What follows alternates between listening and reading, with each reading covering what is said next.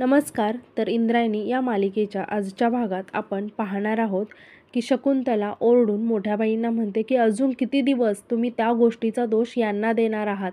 अहो, जे झालं ते का झालं आणि कोणामुळे झालं हे तुम्हालाही चांगलंच माहिती आहे. पण नाही, तरीही तुम्ही सगळा दोष कायम यांनाच द्या.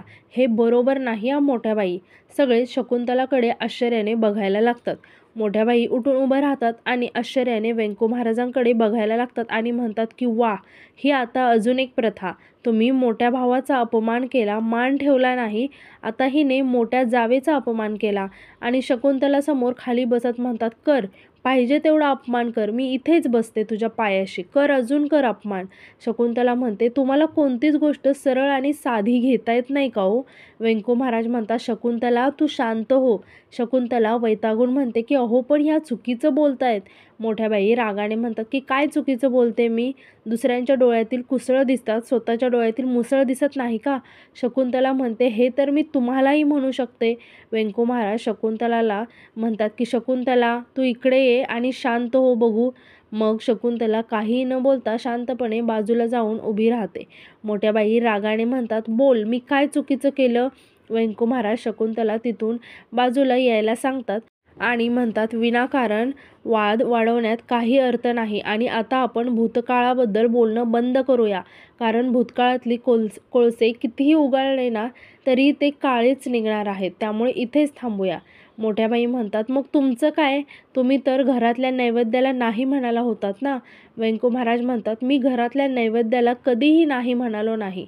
काय बोलताय वहिनी तुम्ही? मी फक्त एवढंच म्हटलं की कार्तिकी एकादशीला विठुरायाला नैवेद्य दाखवण्याचा मान आणि अधिकार बाळंभट यांना आहे ना, आणि तो त्यांच्यापासून कोणीही आणि कधीही हिरावून घेऊ शकत नाही.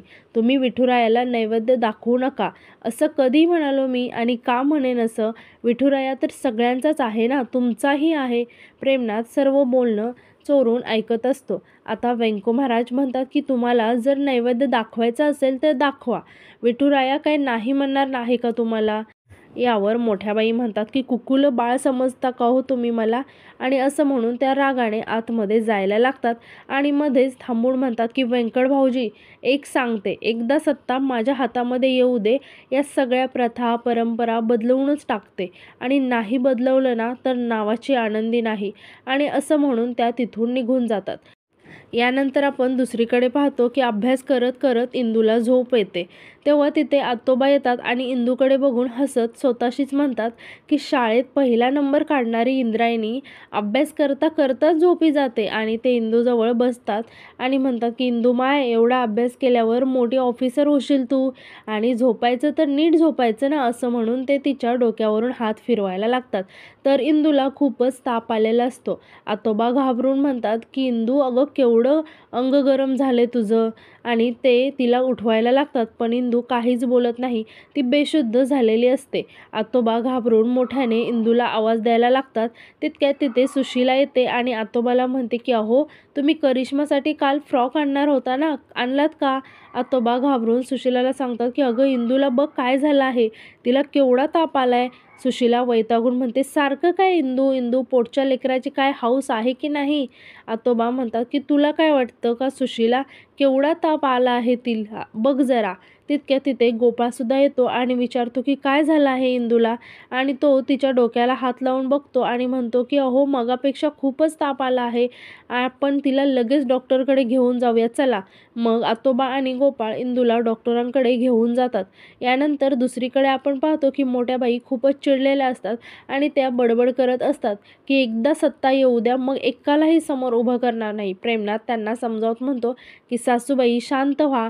मोठ्या बाई प्रेमनाथवर ओरडत म्हणतात की तुम्ही मध्ये मध्ये बोलू नका. आणि रागाने म्हणतात की इथे बसा खाली. प्रेमनाथ घाबरून म्हणतो की हो बसतो. आणि परत म्हणतो की सासूबाई शांत व्हा. असं शांत होऊन व्यंकट महाराजांची माफी मागा.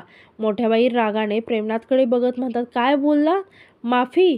मी कोणाचीही माफी मागत नसते. मी नागिन आहे, नागिन. माझ्या शेपटावर पाय दिला की डसल्याशिवाय राहत नाही. प्रेमनाथ म्हणतो, सासूबाई नागिनीने फणा काढला ना तर लोक तिला पूजतात. हा तुमचा गैरसमज आहे. सासूबाई, आपल्याला नागिन नको आहे, आपल्याला गरुडाची पुंगी पाहिजे, जी अशी वाजली ना तर घराघरातून बिळाबिळातून लोक बाहेर येऊन तुम्हाला मतदान करतील. आणि ती पुंगी म्हणजे कोण माहिती आहे का? आपले व्यंकट महाराज दिग्रसकर. सासूबाई, तुम्ही इतिहास विसरलात का? आठवा जरा. तिन्ही टर्मला विजयी ठरलेले पोपटराव अहो मागच्या वेळेस धपकन पडले आणि आमदार विश्वासराव जिंकले. मोठ्याबाई विचारतात, कोणामुळे? प्रेमनाथ सांगतो, व्यंकट महाराज दिग्रसकरांमुळे.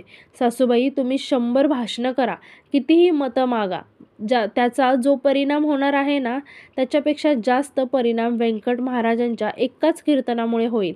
म्हणून सांगतोय सासूबाई, व्यंकट महाराजांशी जुळवून घ्या. नंतर आपण दुसरीकडे पाहतो की शकुंतला आणि व्यंको महाराज बोलत असतात. व्यंको महाराज म्हणतात की शकुंतला वहिनी असं का बोलले असतील बरं? शकुंतला म्हणते की अहो तुम्ही अजूनही तोच विचार करताय का? व्यंको महाराज म्हणतात, अगं मग काय करणार, माझ्या हातात सत्ता आल्यानंतर सगळ्या प्रथा परंपरा आपोआप बदलतील असं म्हणाल्या वहिनी. हैराण झालो आहे मी विचार करून. आता नव्याने काय त्यांच्या मनात शिजतं आहे ना ते काय माहिती. तितक्यात तिथे नारायणी धावतच व्यंको महाराजांना आवाज देत येते आणि रडत सांगते की काकी, ते इंदूना तापाने खूप फणफणली आहे, बेशुद्ध झाले आहे ती. आतोबा आणि गोपाळ तिला डॉक्टरांकडे घेऊन गेले आहेत. हे ऐकून व्यंको महाराज आणि शकुंतला सुद्धा खूप घाबरतात. व्यंको महाराज म्हणतात की विठ्ठला, आणि ते पटकन तिथून निघतात. नंतर आपण पाहतो की सगळेजण इंदूची वाट बघत असतात. व्यंको महाराज शकुंतलाला म्हणतात की शकुंतला, यांना जाऊन खूपच वेळ झाला, मी जाऊन बघून येतो आता. शकुंतला म्हणते की अहो जरा शांत व्हा, येतीलच. तितक्यात आतोबा आणि गोपाळ इंदूला घेऊन येतात. व्यंको महाराज इंदूला खाली बसायला सांगतात आणि तिच्या डोक्यावरून हात फिरवत म्हणतात, कसा चेहरा झाला आहे पोरीचा, आणि इमोशनल होत म्हणतात की बाळा कशी आहेस तू? इंदू म्हणते की व्यंको महाराज तुम्ही काळजी नका करू, आहे मी बरी, ताण नका घेऊ. हे ऐकून सगळेच हसायला लागतात. शकुंतला नारायणीला पाणी आणायला सांगते. व्यंको महाराज म्हणतात की ताण नको घेऊ, कशी आहे बघा, मलाच ताण नका घेऊ म्हणते. अगं बाळा, तुझ्या हाताला एवढं लागलं आहे, चेहरा एवढा उतरला आहे, अंगात ताप आहे आणि मी ताण घेणार नाही, हे जमेल का मला? आणि ते आतोबांना म्हणतात की बरं आतोबा काय म्हणाले डॉक्टर? आतोबा सांगतात की डॉक्टरांनी चेक केलं आहे आणि औषध गोळ्याही दिल्या आहेत. व्यंको महाराज विचारतात, पण ताप आहे का पोरीच्या अंगात? पण आतोबांना काही सांगता येत नाही. ते अडखळत म्हणतात की नाही का आपलं? आणि परत म्हणतात की गोपाळ महाराज सांगा ना तुम्हीच. गोपाळ म्हणतो की डॉक्टरांनी असं सांगितलं आहे की इन्फेक्शनची रिॲक्शन आहे म्हणून तिला ताप आला आहे, बाकी काही नाही, होईल 2-3 दिवसांमध्ये बरं. आणि डॉक्टर हेही म्हणतात की काळजी करण्यासारखं काही कारण नाही. नारायणी इंदूला पाणी आणून देते. व्यंको महाराज इंदूला म्हणतात की बाळा, डॉक्टरांनी आता जे काही सांगितलं आहे ना ते सगळं पाळायचं, अजिबात दंगा करायचा नाही हां. आणि मला मान्य आहे की परीक्षा जवळ आली आहे, पण उगीच अभ्यासाचा आकारण दडपण घेऊ नकोस, कळलं का? आपल्यासाठी आपली तब्येत पहिली महत्त्वाची आहे आणि मला खात्री आहे तुला सगळ्याच विषयांमध्ये चांगले मार्क्स पडतील. तितक्यात तिथे आप्पा येतात आणि मोठ्याने येऊ का म्हणून विचारतात. व्यंको महाराज त्यांना आतमध्ये बोलवतात. आप्पा विचारतात, व्यंको महाराज ठीक आहे ना सगळं? व्यंको महाराज म्हणतात की हो, काय काम काढलं आहे तुम्ही आज? आप्पा म्हणतात की काम नाही, पण थोडंसं बोलायचं होतं तुमच्याशी. कसं आहे ना, आज कार्तिकीच्या एकादशीचं कीर्तन करायचं आहे ना, मंदिरामध्ये पाय ठेवायला जागा नाही राहणार. व्यंकट महाराजांचं कीर्तन म्हणजे लोकांसाठी पर्वणी झाली आहे आता. व्यंको महाराज म्हणतात सगळी विठुरायाची कृपा आहे. आप्पा म्हणतात आणि त्यात इंदू असेल तर मग आणखीनच भारी, खूप फेमस झाली आहे इंदू, आजूबाजूचे लोक फक्त तिचे कीर्तन ऐकण्यासाठी खास येतात. व्यंको महाराज थोडेसे नाराज होत म्हणतात की पण आज इंदू कीर्तन करू शकणार नाही, तब्येत बरी नाही आहे तिची आणि डॉक्टरांनी तिला विश्रांती घ्यायला सांगितली आहे. कीर्तन करायला काय, आज ती कीर्तन ऐकायला सुद्धा येणार नाही. आप्पा इंदूजवळ जाऊन तिच्या डोक्यावरून हात फिरवत म्हणतात, अरे बापरे, तरीच बाळाचा चेहरा एवढा मलूल झालाय बरं का. आणि इंदूला म्हणतात काळजी घे बाळा, आराम कर आता. मग व्यंको महाराज आतोबांना म्हणतात की आतोबा तुम्ही जरा हिला आत घेऊन जा, तिला आराम करू दे. मग आता आतोबा इंदूला म्हणतात की इंदू, ऐकलं ना व्यंकट महाराज काय म्हणाले ते? आता एकदम आराम करायचा, काही म्हणजे काहीच करायचं नाही, असं म्हणून ते इंदूला घेऊन आतमध्ये जायला लागतात. मग व्यंको महाराज इंदूला म्हणतात की बरं का इंदू, आज काही झालं ना तरी कीर्तन ऐकायला सुद्धा यायचं नाही बरं का, पूर्ण विश्रांती घ्यायची आणि लवकर लवकर बरं व्हायचं. आता आतोबा इंदूला आत घेऊन जातात. इंदूला खूप वाईट वाटत असतं आणि इंदूला असं बघून सगळेजण खूप इमोशनल झालेले असतात. आता यानंतर आपण पाहतो की मोठ्या बाई त्यांच्या खोलीमध्ये मोबाईलमध्ये काहीतरी बघत बसलेल्या असतात. त्याचवेळी तिथे प्रेमनाथ येतो आणि मोठ्या बाईंना असं बघून म्हणतो की सासूबाई. मात्र मोठ्या बाईंचं काहीच लक्ष नसतं. तेव्हा प्रेमनाथ त्यांना मोठ्याने आवाज देत म्हणतो की सासूबाई. तेव्हा मोठ्या बाई प्रेमनाथकडे बघायला लागतात. मग प्रेमनाथ विचारतो की काय करताय आणि रागाने म्हणतो की सासूबाई तुमचा प्रचार प्रमुख म्हणून तुम्हाला जरा सल्ला देतोय. आता जोपर्यंत तुम्ही आमदार होत नाही ना तोपर्यंत दुपारचं असं झोपणं आणि पिक्चर पाहणं बंद करा. मग मोठ्या बाई म्हणतात की मग दुपारचं काय करायचं मी. मग प्रेमनाथ चिडून म्हणतो अहो काय करायचं म्हणजे लोकांची कामं करायची. मोठ्या बाई म्हणतात लोकांच्या घराची कामं कशाला करू मी. मग प्रेमनाथ म्हणतो की अहो भांडी घासायला नाही सांगत आहे मी. आणि प्रेमनाथ टेन्शनमध्ये येऊन म्हणतो सासूबाई अहो एक काम करा कार्तिकी एकादशीच्या निमित्ताने ना व्यंकट महाराजांचं कीर्तन लावा तुम्ही. मग मोठ्या बाई म्हणतात की मी कशाला ठेवू त्यांचं, ते करतील ना. मग यावर प्रेमनाथ म्हणतो की अहो तुमच्या लक्षात कसं येत नाही हे बघा. व्यंकट महाराज त्यांचं कीर्तन लावतील पण ते कीर्तन तुम्ही लावणं खूप गरजेचं आहे. त्यातून ना तुमचाच प्रचार होईल. मग मोठ्या बाई म्हणतात की अहो जावई ते थोडीच त्यांच्या कीर्तनाचा माझा प्रचार करणार आहेत. मग प्रेमनाथ म्हणतो की अहो सासूबाई त्यांनी जरी तुमचा प्रचार केला नाही ना तरीसुद्धा इनडायरेक्टली त्यांच्या कीर्तनात तुमचा प्रचार होणार आहे. मोठ्या बाई आश्चर्याने विचारतात की कसं. यावर प्रेमनाथ म्हणतो की कसं म्हणजे अहो हे बघा त्यांचं कीर्तन लावणार तेव्हा तुमचा एक मोठा फ्लेक्स असणार आहे. त्यावर तुमचे फोटो असणार आहेत. मग झाला ना प्रचार इनडायरेक्टली. मग मोठ्या बाई म्हणतात की हां मग तसं असेल ना तर व्यंकट भाऊजींपेक्षा चांगले महाराज आणते मी, त्यांच्यापेक्षा भारी. हे ऐकून प्रेमनाथ खूप चिडतो आणि म्हणतो की सासूबाई अहो व्यंकट महाराजांनीच कीर्तन करणं गरजेचं आहे. मग मोठ्याबाई विचारतात की का. यावर प्रेमनाथ म्हणतो की अहो का म्हणजे गोविंद महाराज दिग्रजकरांच्या ज्येष्ठ म्हणून तुम्हाला तिकीट मिळालं आहे की नाही.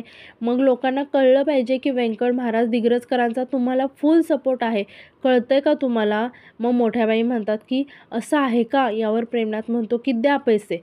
यावर मोठ्याबाई आश्चर्याने विचारतात की कशाला. तर प्रेमनाथ म्हणतो की फ्लेक्स छापायचे आहेत ना.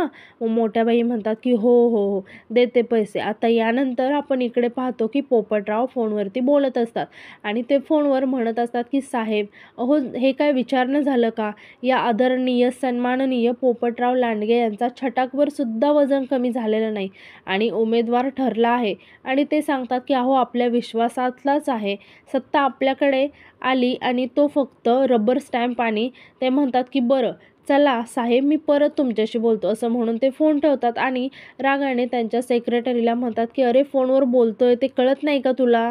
यावर त्यांचा सेक्रेटरी म्हणतो की साहेब माफ करा पण तुमच्या मांडलेल्या बहिणीबाई आतापासूनच स्वतःला तोफ समजायला लागलेत. पोपटराव विचारतात की का काय झालं काय केलं त्यांनी. यावर पोपटरावांचा सेक्रेटरी सांगतो की अहो त्यांनी स्वतःचे बॅनर छापले आहेत. भावी आमदार मोठ्याबाई उर्फ आनंदीबाई अंताजी दिग्रजकर. पोपटराव आश्चर्याने म्हणतात की भावी आमदार आणि होर्डिंगवर नाव छापलं आहे. तू स्वतःच्या डोळ्याने पाहिलं आहेस का. मग पोपटरावांचा सेक्रेटरी म्हणतो की हो साहेब आत्ता अजून नाव घोषित नाही झालं तरी एवढं मग पुढे काय होईल. यावर पोपटराव चिडून म्हणतात की नाही असं होणार नाही. वेळेतच यांची पंख छाटणार मी सगळ्यांची. आता यानंतर आपण इकडे पाहतो की नारायणी इंदूची काळजी घेत असते. तितक्यात तिथे आदू येतो आणि म्हणतो की नारायणी ताई हे घे दूध काकूने पाठवलं आहे. मग नारायणी म्हणते की हो थोड्या वेळाने देते. इंदू नारायणीला म्हणते की ताई मला आता बरं वाटते ग, जाऊ दे ना मला रात्री कीर्तनाला. मग नारायणी म्हणते की अजिबात कुठे जायचं नाही आणि मला न सांगता तू फटाके फोडायला गेली होतीस ना म्हणूनच झालं हे सगळं. आदू म्हणतो की जर ती मला सोबत घेऊन गेली असती ना तर असं काही झालं नसतं. यावर इंदू म्हणते की आपण जाऊया ना नंतर फटाके फोडायला. नारायणी इंदूला म्हणते की अजिबात आता कुठेही जायचं नाही तुम्ही. जोपर्यंत तुला बरं वाटत नाही ना तोपर्यंत आता मी कुठेही जाणार नाही. इंदू खूप नाराज असते आणि तिला खूप वाईट वाटत असतं की रात्री कीर्तनाला जाता येणार नाही म्हणून. आणि इंदूचा चेहरा खूपच पडलेला असतो. आणि आजचा भाग इथेच संपतो. धन्यवाद.